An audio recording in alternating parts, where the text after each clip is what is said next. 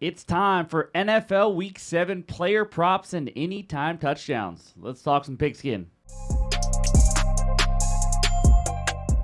What's going on, everyone? Welcome back in to another episode for Just a Bet Outside. I am your host, Steven, and you already know I'm in a good mood because the Mariners just pulled out a thriller. I'm losing my voice, trying to drink a lot of tea here to recover from that, but that was awesome. But that's not why you're here.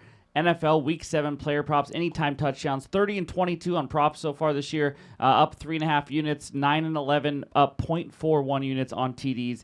I feel a hot streak coming on. So let's get it started this weekend. A nice start with a 2-1 day on Thursday Night Football. But quick reminder, if you're looking for game bets and trends and leans and all that, whether it's sides, totals, team totals, that video is out now, so be sure to check it out. But any graphics you see in this video, you know are from OUTLIER, the best betting research tool on the market today. Click that link below. You get a 7-day free trial. So let's get into it. I got a little dad joke to start the day. So here we go. Yesterday, I opened my electric bill and water bill at the same time. I was shocked. In this video, I'm going to give my 5 favorite player props for Week 7, my 3 favorite anytime touchdown bets, and then, of course, we'll finish it with the recap. So hit that like button if you haven't already.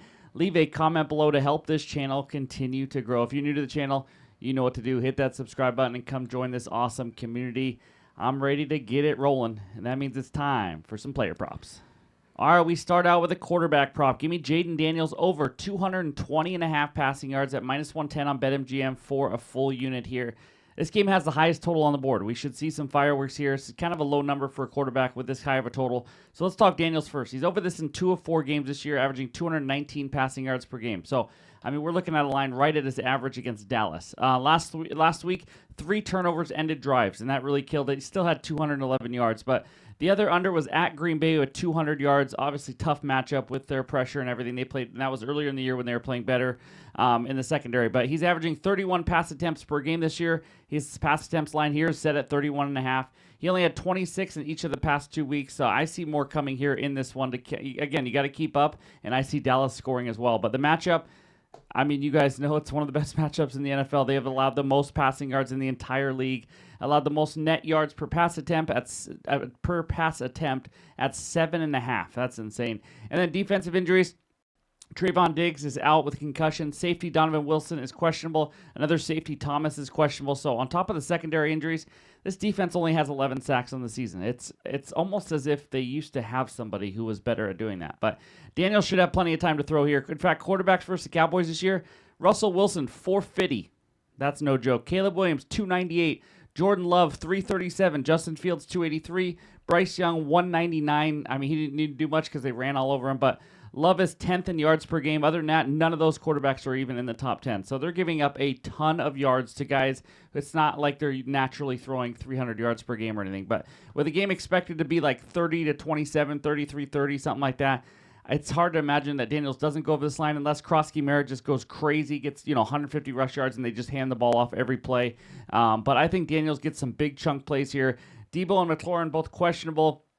Probably why we're getting a discount. I think that's baked into this line. I do think Debo plays. McLaurin right now is a questionable spot, but this is a possible ladder spot. If they get the passing game going, I mean, you've seen quarterbacks. They could get up to 275, 300 here. Give me Daniels over 220.5 pass yards as my first prop. All right, this next one is another one-unit play. Give me Evan Ingram over 25.5 receiving yards, -114 on FanDuel for 1 unit. Plays on the Broncos if you don't know that. First, we got to talk about the elephant in the room. This is an Evan Ingram revenge game facing his former team.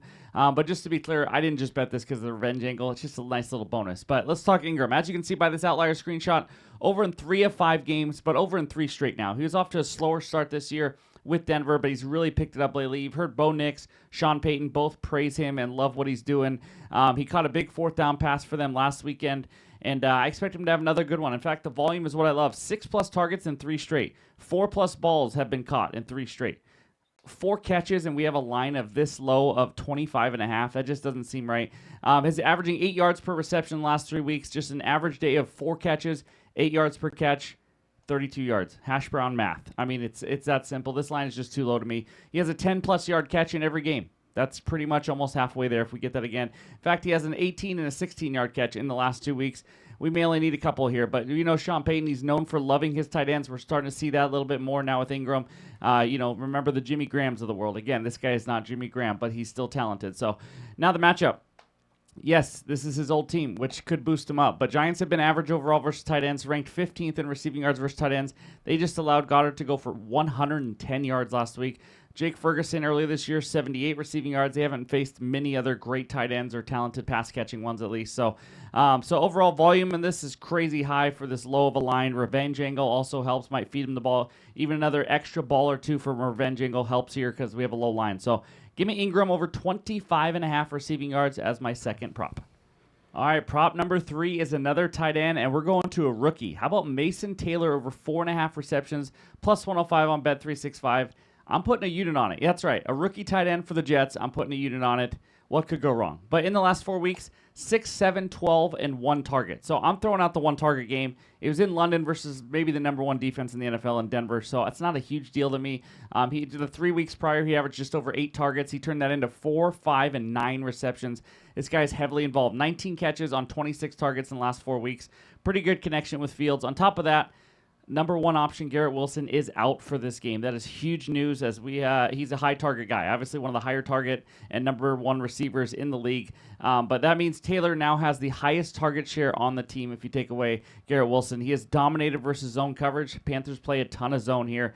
Now the matchup also with against these Panthers, Carolina struggled versus tight ends. In fact, they've given up the most total yards to tight ends in the entire league. Not counting the Bengals, who already played this week. They played an extra game. They've given up 444 yards on 37 receptions in 6 games. That's an average of 74 yards and just over 6 receptions per game. Tight ends versus the Panthers. Jake Ferguson, 3 receptions. Dak fed to receivers a lot there. It was a weird game. George Pickens just had a ton of yards, ton of hit catches, but still had 3 catches. Julian Hill, 4 receptions. Darren Waller, 5 receptions. Kyle Pitts, 4 receptions. McBride, 6 receptions. So, again, most of them are still fighting with top wide receiver options. Taylor is now competing with Josh Reynolds, Breece Hall out of the backfield. The reason for receptions over receiving yards for me is his ADOT is low at 5.9. ADOT, average depth of target, means he's getting a lot of quick, easy, sometimes some screen passes with just an easy catch. Not going big chunks down the field or anything. So just 54 yards after the catch total this year. So also just 171 air yards through 6 weeks. That's 17th among tight ends. So that's why I'm leaning towards receptions, but I think he gets peppered with targets again here. Should be a competitive game. No Garrett Wilson. So give me the Rook over 4.5 receptions as my third prop. All right, this fourth prop is an under. Give me A.J. Brown under 60.5 receiving yards, minus 111 on DraftKings for a half unit.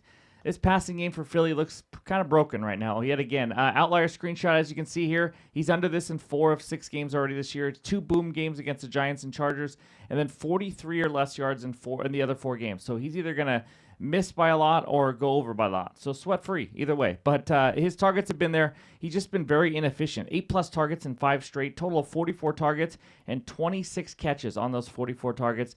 Vikings play a lot of zone defense. Jalen Hurts is a bottom 5 quarterback against zone. In fact, second lowest success rate. Browns numbers go way down against zone as well. And then the Vikings defense, well, they've given up the fewest yards in the NFL to wide receivers. Just 483 through 5 games. Yes, under 100 total yards per game to wide receivers. They also have a lot of pressure on quarterbacks, obviously. 3rd highest quarterback pressure rate. 2nd highest blitz rate. It makes it tough for Brown to connect, or Hurts to connect with Brown way down the field, having to get rid of the ball earlier and things like that. But only 2 wide receivers all season have gone over this line versus Minnesota. DJ Moore with 68 back in week 1, and DK Metcalf with 124 yards a few weeks ago. So I think this number is a little bit too high for him. And then now when playing with Devontae Smith and Dallas Goedert, we talked about this a little bit last year. When they're all healthy, he's under this line in 6 of his last 9 games. I thought about a Hurts under passing yards here, but I like what the Vikings have done to wide receivers. So give me A.J. Brown under 60.5 receiving yards as my 4th prop. All right, this 5th one is an alt line parlay. We did one of these last week, and we cashed early in the 3rd quarter. Let's do it again. Drake May, 200+ passing yards. Justin Jefferson, 60+ receiving yards at minus 122 on DraftKings. Let's talk May first. As you can see by this outlier screenshot, he's done this in all 6 games, averaging over 250 passing yards per game. His actual line is over 232.5 right now. I just need 200, though. Patriots offense struggling to run the ball. That's why you see a lot of passing and successful passing by New England, because Drake May has been playing really well. But averaging around 30 pass attempts. His line is right there around 30 again. Has the longest completion of 32+ yards in 4 of the last 5. and now he's facing the Titans. This is Mike Vrabel's old team. They're going to keep their foot on the gas pedal a little bit here. That's my guess from what we've seen from him and after getting fired from Tennessee. But Titans are averaging in terms of Titans are average in terms of passing yards allowed. And they don't get much pressure on the quarterback, only 9 sacks. So quarterbacks versus the Titans, 4 of the last 5 thrown for 200 plus. Kyler Murray, 220. Stroud, 230. Stafford, 298. 200 should not be a problem here.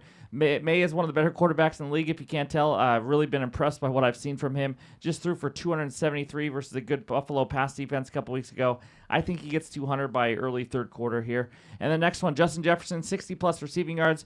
He's looked really good with Carson Wentz. Looks like Wentz will be starting again. His actual line is 82.5 right now. And for the last 2 games, how about 126 and 123 receiving yards? Obviously coming off a bye last week, but 11 targets in those 2 games as well.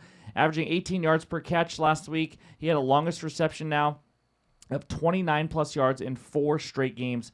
We all know this guy is talented as it gets. Top 3 wide receiver in the league. Great connection with Wentz. Solid 12.33 ADOT. Again, average depth of target. 449 air yards. He's going to make some big plays. Going up against the Eagles defense, mightily struggled versus number 1 receivers. Wan'Dale Robinson, yes, he was the number 1 that week. 84 yards. Sutton, 99. Abuka, 101. Puka, 112. Quinyon Mitchell's a little banged up. If he plays, I'm still not that worried at all. JJJ could have another 100-plus receiving yards if you're looking for a ladder spot here. I just need 60. So these 2 have combined to hit this in 10 of 11 games. Give me May for 200-plus passing yards and JJ for 60-plus receiving yards. That is my 5th and final prop, but we are not done yet. Let's talk some anytime touchdowns. All right, I got 3 anytime touchdowns for you. 2 of them are big plus money bangers. That's right. We start with one of them. Taysom Hill, anytime touchdown, plus 250 on FanDuel.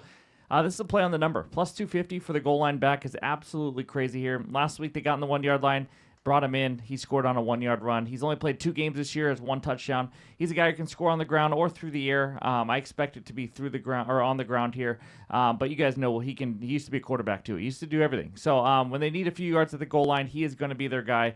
And he's facing the Bears. They've struggled defending the run this season. He could come in for a wildcat run at the 2-yard line, cash this one, and we've seen it multiple times in his career. So again, play on the number, plus 250. I like Taysom Hill. Second one, Rico Dowdle, anytime touchdown for the Panthers, plus 110 on Bet365. First, Chuba may be making his return. It doesn't really matter to me. He's been limited in practice. I expect him to be eased in. It should be Dowdle's backfield still, and all the numbers say that as well. And the big reason why he's still going to be the number 1, Dowdle is absolutely dominating. How about 473 total yards in the last 2 weeks? An insane 23 and 30 carries in the last 2 weeks, averaging 9 and 6.1 yards per attempt. And even with Hubbard in weeks 1 through 4, he had all 3 carries inside the 5-yard line. That's right. Hubbard had 0. He had all 3 carries. So we know he's going to get he's going to get the goal line carries, whether Hubbard's there or not. He scored a touchdown in 3 of the last 4 games now, facing a Jets defense. 23rd in touchdowns allowed to running backs. Javonte Williams scored 2. Achane scored a touchdown. James Cook scored 2. Jalen Warren scored a touchdown. I mean, they just give up a lot of them. So Dowdle still going to be the main guy here. Give me Dowdle for another TD. The third one, another plus money, big plus money, plus 270 on DraftKings. Dallas Goedert, anytime touchdown for the Eagles. This is kind of an insane number for a guy who has 5 touchdowns through 4 games, or in his last 4 weeks. So he's been their main red zone target, tied for the most red zone targets on the team right now. He has 5 of the last 11 red zone targets. He has 20 targets overall in the last 2 games. Running game is struggling, which leads to a little bit more passing attempts here. I know we have A.J. Brown under, but again, that's not correlated with this. But he has more touchdowns than any other tight end in the league, yet we are getting plus 270. Facing the Vikings, I expect them to slow down the run game here a little bit. And they've been susceptible to some tight end touchdowns. In fact, they've given up 3 touchdowns in 5 games to tight ends. Just gave up 2 touchdowns to the Browns tight ends, 1 to Fannin, 1 to Njoku last game. They gave up 1 touchdown earlier to Drew Sample. Another play on a huge number here for a guy just scoring touchdown after touchdown. I like it at plus 270. So that's what I got for my 3 anytime touchdown bets, all my player props for this weekend. Before we get out of here, let's check out the recap. All right, there it is. We start with Jaden Daniels over 220.5 pass yards. That is a 1-unit play.